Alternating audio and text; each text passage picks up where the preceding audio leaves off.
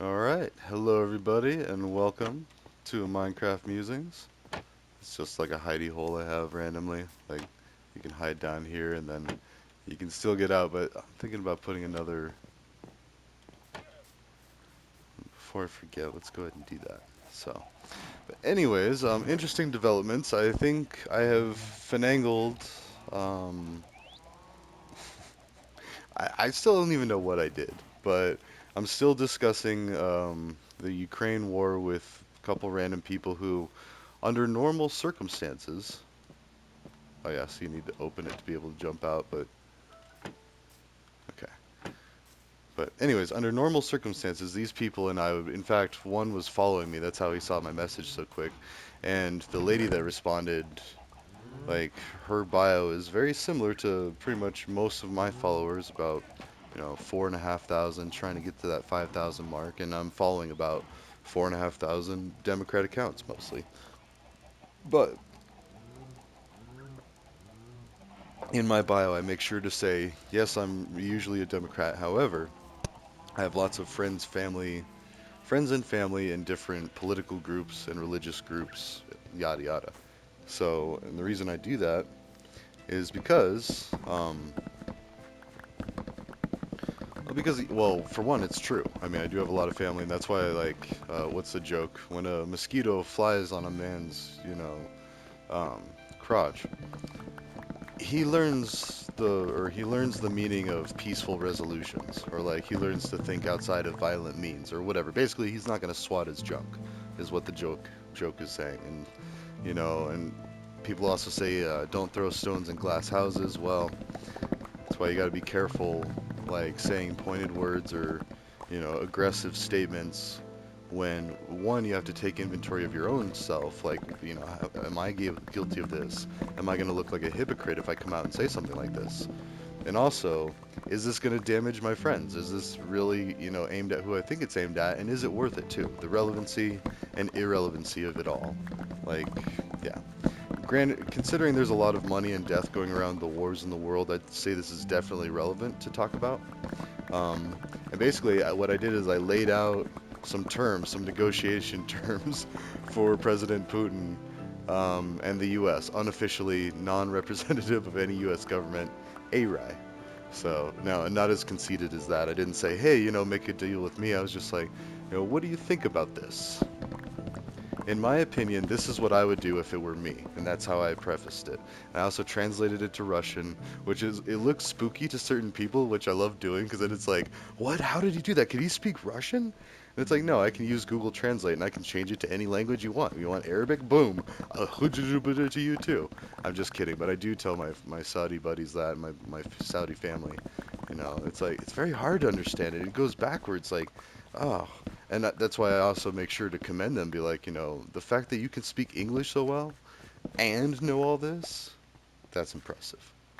I know some Spanish. I don't know how to spell Spanish. Like, anyways, my point being is, some people don't realize that we have these tools of translation like that. And even that interview with Tucker and Putin, I think something that was lost on I have found a few reactions to it, and it's good to finally see some people pointing out what they don't like about it. And it makes sense. Like, I'm not saying it was a perfect interview. It just the fact that it was an interview. Like, it was like the first step to really understanding Russia and the people of Russia. Because it's not just Putin. It's not Putin out there doing everything. It's like he's got a whole country behind him that, yeah, granted, the terms included like Putin stepped down, but only after holding fair and transparent elections, especially considering our most recent election issues with our own stuff. Like, we need to make it known, not just to the select few, that what was it, like 63 out of 64 of the lawsuits were proven false, or so of the claims of our own fraudulent elections, there was one, I think. And then the actual relevance of that, or the impact or significance of that, needs to be determined. Just because, like, we got to be setting them up for success too. Like, we want them to do elections. That was the whole point of spreading democracy, the Cold War against communism, the World War II against fascism, like, all these isms, and capitalism. Whew, and then you got hyper-capitalism over there in Dubai. Yeah, it's Anyways, also I'm gonna need to repair this axe. Let's go ahead and do. Mm,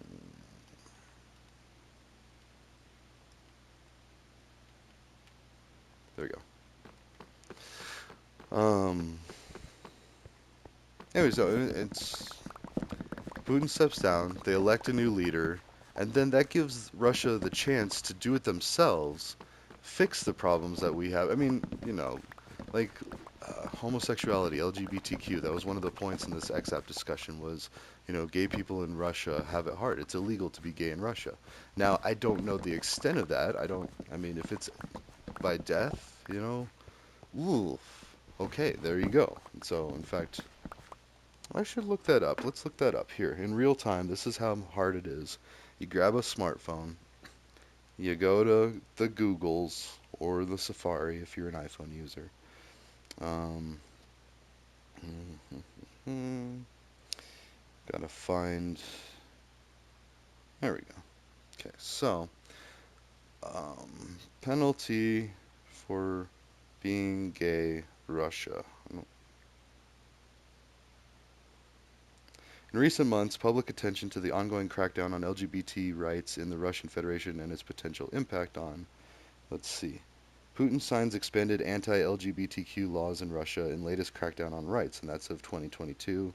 Let's go to Wikipedia. I know it's generally not a great idea to do that, but this is a great one source for all, and you can dig deeper into articles to prove it good or bad. But let's see. Significant challenges not experienced by non-residents, although sexual activity between consenting adults of the same sex is legal.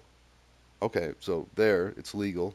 Homosexuality is disapproved of by most of the population, and pro-LGBT advocacy groups are deemed extremist and banned. It is illegal for individuals to promote homosexuality, and same-sex couples and households headed by same-sex couples are ineligible for the legal protections available to opposite-sex couples. Okay, so they don't have equal marriage. I mean, that's not that surprising. We didn't have it up until recently. So, right there. I'm sorry. That's, that kind of disproves that argument. Now, whether or not, and that's something that I brought up in the discussion was, things aren't all peachy for LGBTQ here. Now, granted, and I even mentioned this somewhere else, we have a gay governor of Colorado who's awesome. He just did some new gun legislation that I'm pretty sure it expanded or it increased or solidified our red flag laws or made it like they were good. They were like more protective measures of gun rights. So good in the eyes of gun rights advocate, or sorry, advocates for gun law reform. There you go. I mean, gun rights activists are more like the 2A, like they're more in favor of it's the Constitution, don't touch it. Like we need this to protect against tyrannical government, blah, blah, blah, which it is important to a point. I mean, but at the same time, it's more important to, well, one, be safe from immediate danger, two, be able to change what is unfair about a government or, whatever in real time and the proper channels. We stress that so much democracy and elections and being proactive in the government and paying attention and having debates and bringing up questions and I think that's what's missing is we need a more direct line to leaders like have them do a Twitch stream or a YouTube stream every week or every 2 weeks and have people be able to join and be like hey so what's with this and then they could just be like oh well it's this and talk comfortably and leisurely like I think that would be a much more appealing way to do things. Like, could you imagine Biden playing some Minecraft? Actually, I can because I watch a lot of these YouTube videos where it's, oh, where's my cart now? My trolley. Yeah, I'm not gonna get another one in the mix because then they'll just keep bouncing. Anyways, I think that, and I know AOC does it, and I'll just say she's awesome, but she's also speaking in favor of decriminalizing things like MDMA, which, oh, did he take it? That is awesome. I mean, I'm gonna kill your llamas, but and see what you, oh no, no. Oh, he escaped. What? All right, touche, sir. You can keep riding in that. That's fine. Um, yeah. Sorry, there's a long story behind the llamas. I have a whole llama lounge, and My very first YouTube video when I found out that the PlayStation can easily record and upload to my YouTube channel. Or one of my first videos. It was this short that has like over 5,000 views. Thank you. No, it's pittance, but it's a llama pinata, and like this llama is just dangling, and I whack the pinata. So I generally try to keep wandering traders out of my villages because they trample crops, and so and most of the time they're fine. They don't harm anything. But then when they get stuck in like wherever the farm's at, especially melon farms, like it's bad enough having the farmers switching crops in the other farms, but like, anyways, back to the agreement. So, and then I said we join NATO and BRICS. All right, now that's gonna throw some people for a loop. It's gonna make some minds explode. Be like, wait, what? Let's just mash them together. And I picture a meme from Mike Tyson. And now, kid, like forcing two whatevers together. I think it's two fish in one of the original memes. But, anyways, cause why not? Like we've been trying to do it with the UN. Oh, and I think one of the things in there is like remove all sanctions, tariffs, and taxes, or any barriers to trade. Because I think that just needs to happen anyway. Like we've done all these things for whatever reason throughout history, but now, like if we just did a clean slate, I hate to say it, but push the Great Reset, like, and just forgive everybody. Be like, all right, you know what?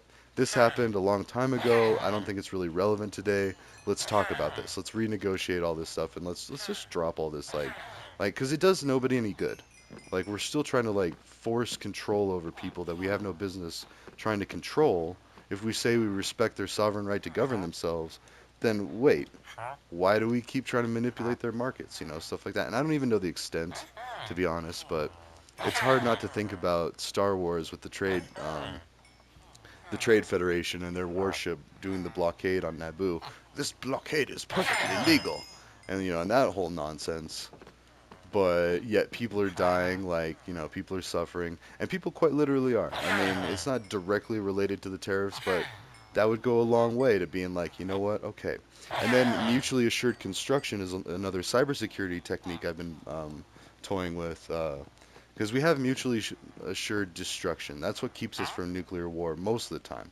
I mean, with this Ukraine thing and us putting more missile defense systems, like right in Russia's front yard, like, and expecting them to be like, okay, you know, like, oh yeah, F me, right? Like, of course they're gonna retaliate and try to be like all sketched out, but like, you know, put it in this perspective. If you and your neighbor kind of had like a sketchy goings-ons, or like the Hatfields and McCoys who ended up shooting each other and killing a lot of people, I think. But like, imagine doing that and your neighbor puts up like a gun turret. Oh, what? And like, or an electric fence, or, there'd be issues. Whereas mutually assured construction, we either disband NATO and BRICS, or we could change them. Instead of 2% of every country, every member country's GDP going to a defense budget, it goes to a construction, food production, energy production budget. Some constructive ways that would be pro for the local area. And we take all of our military bases and convert them into similar situations, like where they're actually building things, or farming, or producing energy, or benefiting the local area, and still having a presence there, sure. And this isn't going to be an over the night thing, like a gradual change, and all countries will slowly disarm and start building like construction facilities,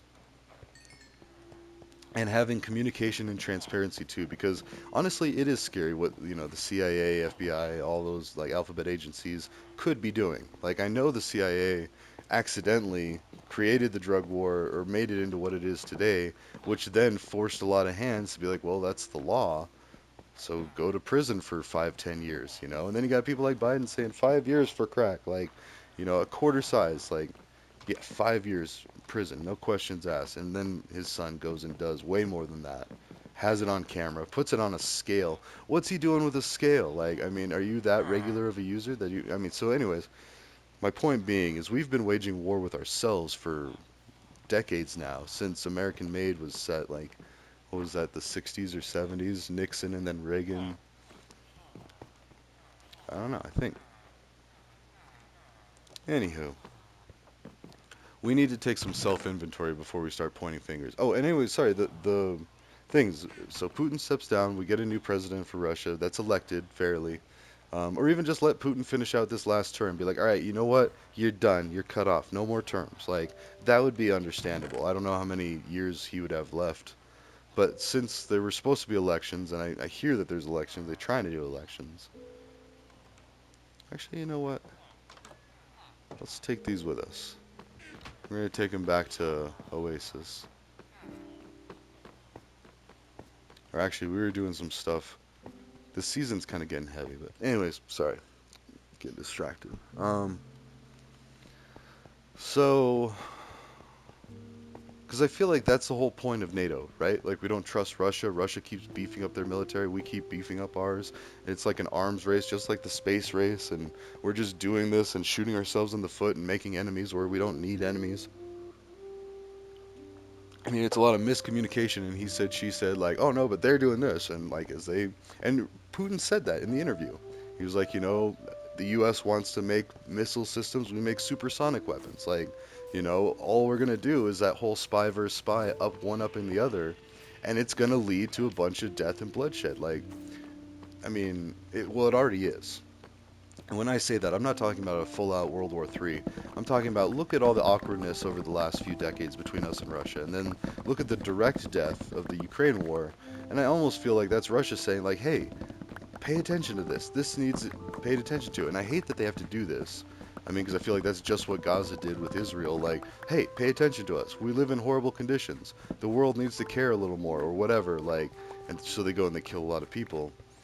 But unfortunately, it does get the attention of people. So same with 9/11. Like they struck a mighty blow to capitalism and the U.S. and the West and whatever. But then I don't think they realized that they ended up hurting a lot of people that were just like them, just trying to live and get by, and having our own flavor of religious issues and control issues and and questions about faith and questions about government. Like it's not unique to the U.S. In fact, the U.S. isn't even that. I mean, we're unique for sure, but like a lot of these problems are not unique. And if you start thinking about Russia and Ukraine and all these countries in similar perspectives as the US, I mean, well, first off, the US looks horrible with our death by cop and our war on drugs and how, like, we imprison so many people and we have so many more drug substance issues. But the issues themselves are mostly caused by law enforcement and corrections, not so much the substance itself. Like, if you look at it, and then people having to rob and steal and, like, take shortcuts and do this. It's not just to go get high and use a substance. A lot of times it's to pay probation or pay like, court fines, jail fines, like all this stuff. Or now you got to take classes. Even that's expensive. So then, oh, you got to do testing on probation, and then like, and no wonder people will like, either get too stressed out and end up using substances again, or, and I know a lot of this because I did addiction studies and I did rehab, and like I know, like a lot of training and education into why the brain does what it does concerning substances. And we had DARE. Every kid in the US has DARE. I got pulled over by the DARE car. That's a funny story for another time, but I mean, I was good to go. I was very afraid that I was going to get in trouble for something or another, but I had my seatbelt on and it was a click it or ticket campaign. And the DARE party car, because it was DARE and all these colorful letters, like trying to make it more fun and inviting, but at the same time, it's like the cops trying to carry out their job have to enforce laws that make it to where, peaceful hippies and stoners are like public enemy number one. And it's like, oh, we got to crack down on them and end up forcing them and, like, and imprisoning them, jailing them. When, I don't know, I think I've mentioned this on here before, but I had a buddy who got pulled over smoking consuming cannabis with a pipe and lighters, like smoking cannabis, and the state trooper pulls him over, and I mean searches him, gives him a roadside, makes sure he's good to drive, and like he's not impaired, like he's not under the influence, he's still like in that buzzed area, which I mean, and for cannabis, it's kind of weird. And this was before cannabis was legal, by the way. But I mean, what they're more concerned about, are you a danger to yourself or others? Are you going to be able to make it to your destination okay? Like a whole list of things go through a law enforcer's mind, when they're doing a traffic stop. So, and this guy tells my friend, I had to do this to my brother for a cannabis, like, it was paraphernalia and it was a $30 ticket. All my buddy had to do was go to the Salida courthouse and pay a $30 fine, and that was it. That was done. And this was when cannabis or weed was illegal. and that's all that came of it. He went on to go to work that day. He worked up at the ski resort. Like it was pretty common that everybody up there was. I mean, a lot of times more actually under the influence of cannabis, but not to the point where they're dangerous. Like, they're still running the lifts, they're doing the skiing, the snowboarding, like they're answering questions. I mean, ski patrol, I know they wouldn't do it on the job, but off the job, yeah, they were a bunch of stoners. Like, and they're still trusted with people's lives and protection, and in fact more so because skiing has to be an integral part of your life for you to be able to like just function up there because you got to ski everywhere. You got to be in good shape. You got to know how to do that, get over there, and then you have to perform medical assistance. Like, I don't know. And I was only first line medical for a production company for wind turbine blades, but I still took that seriously. I was also a crane operator. I was in positions of trust left and right. And I always have that happen, almost always, in every job I've had. Either assistant manager, a manager, quick promotions, or early promotions. Yeah. So just to provide a little context, and white hat. That's all you really need to know. Why I'm like questioning sending bombs around the world. It's an area of concern. I don't care who's doing it. Now, when we start sending hundreds of billions to the Middle East to start fixing what we broke, that'll be a neat day. Like, you know, I'd rather see that than all this money we keep pumping into new jets and faster fighters and just one-upping the Russians for no real reason, just except to be better in case something happens. I mean, yeah, it's great to have that assurance, but at what cost? Like, and is it ever really going to amount to anything? Like, probably not. I mean, the fall of the USSR, and that was one of the other things that Putin mentioned in that interview was, since the USSR like fell, I thought we were friends. I thought we were going to start working together. And we've been doing anything but. We've been enforcing taxes, tariffs, barriers to trade, making them feel like criminals, like doing this and that. And granted, like what could have started as a misunderstanding of criticizing them for not electing a new president and starting to say, oh well, he's poisoning people and stuff. Well, yeah, okay, that's bad concern. But we have a president candidate right now that's got 91 felonies pending. Like, so granted, he hasn't been killing anybody that we know of, but I mean, it's a lot of felonies. And I know they usually try to stack the deck whenever they're charging someone. And then plea deals will often like remove like 90% of the stuff, and then they'll just get you for this and call it fair. Because fortunately, there's enough people that are realizing that our criminal justice system is heavily broken and flawed. Well, not broken, but just extremely flawed and could be better, needs to be better. It still works, but it's like using a sledgehammer for a tack hammer job. And like I mentioned, the price, the cost. You can't be charging people ridiculous amounts of money who don't have money in the first place. And then, because it's not all the addiction. Like, yeah, the addiction is bad, but what's really causing this? I mean, if someone's working hard and they don't, especially the ones that don't have the silver spoon, and that's why I'm critical of just about every politician except people like AOC, because AOC, she was tending bar. Like that's it's a very noble and dirty job at times, especially for a woman, unfortunately. And that's the thing. Like, and I even brought this up with the people on XApp. Like, I've been debating people with whether or not women should vote. Are you kidding me? But anyways, I digress. We should have a woman president, more women leaders, and we're rolling back things like for religious excuses that. Also, wait, I was gonna make a schnozberry farm. Put them down there so I remember. Where though? That's a good question.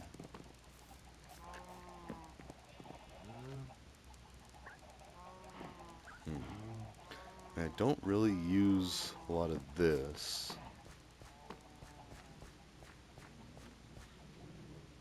Hmm. Yeah. So basically, what we could do is do that.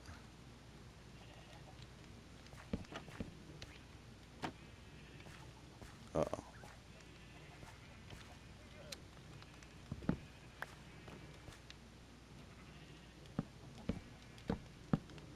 Nice.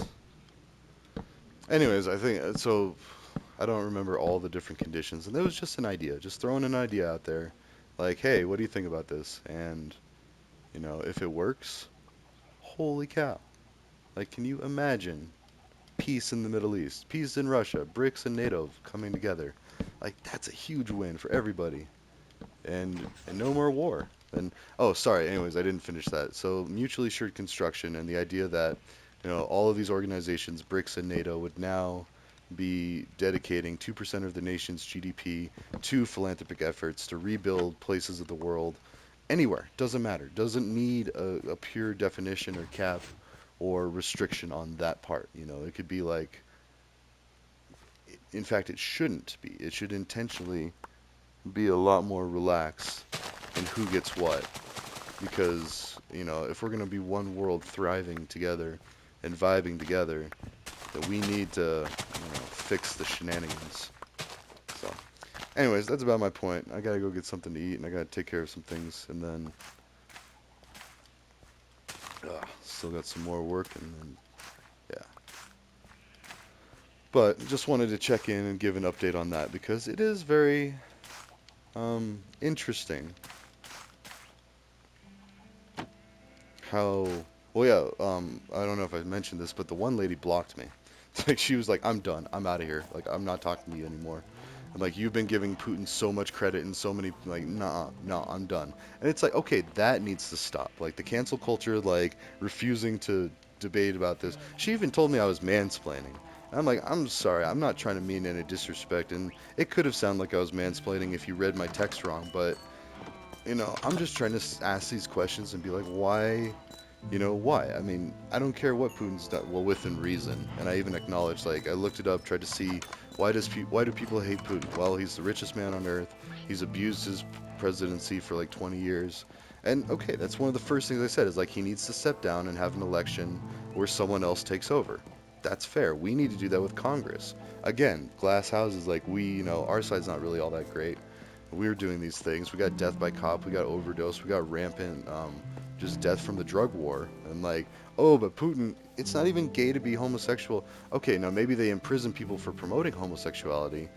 That seems pretty intense and needs to go away. But you do it through proper channels. You have elections. You have government forms. Like, what is their? Actually, let's look this up before we go. What is Russia's government? Hey Siri, Alexa. Actually, I got both types of devices now. So, um, Russia's form of gov. Hopefully, that's another Wikipedia because yeah, politics of Russia. So, the 1993 Constitution declares Russia a democratic, federative, law based state with a republican form of government. State power is divided among the legislative, executive, and judicial branches. Diversity of ideologies and religions is sanctioned, and a state or compulsory ideology may not be adopted. Progressively, however, human rights violations in connection with religious groups labeled extremist by the government have been increasingly frequent. The right to a multi-party political system is upheld. The content of laws must be approved by the public before they take effect, and they must be formulated in accordance with international law and principles. Russian is proclaimed the state language, although the republics of the Federation are allowed to establish their own state. Okay.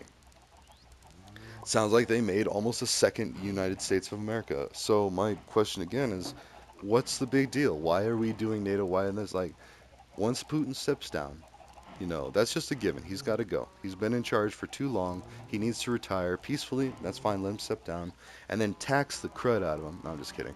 It's got to be an agreeable amount, too. I mentioned, like, tax Putin and anyone who benefited from the overly long stay. Like, they could figure that out on their own. Just like we're trying to tax the rich here. I mean, we went from the 70% tax down to a 40% tax for the wealthiest. And that's a form of a lot of problems. And then we've got heavy taxes on the middle and lower classes, which shouldn't even be taxed. I mean, actually, the lower class isn't taxed. They get all their stuff back. But it's taken out of every check, and that's free money that's bar or loaned to the government at zero interest. So right there, there's a flaw. Like, you know, should we get interest payments back from the money loaned? Anyways, I digress. We're trying to get rid of more interest and stuff, and because that's a bunch of hidden stuff that can also cause a lot of problems. And Biden targeted that. So, I mean, I love a lot of what Biden's been doing, It's sad that I speak out like, hey, maybe we shouldn't send weapons to Ukraine. And then all of a sudden I am unpatriotic, I am filth, I am blocked, I am this, I'm Putin's puppet, I am this. It is ridiculous. Insane. My gosh. Anyways, that's pretty good for now, right at the 30. Woo! 30 minutes. Alright, ta-ta for now.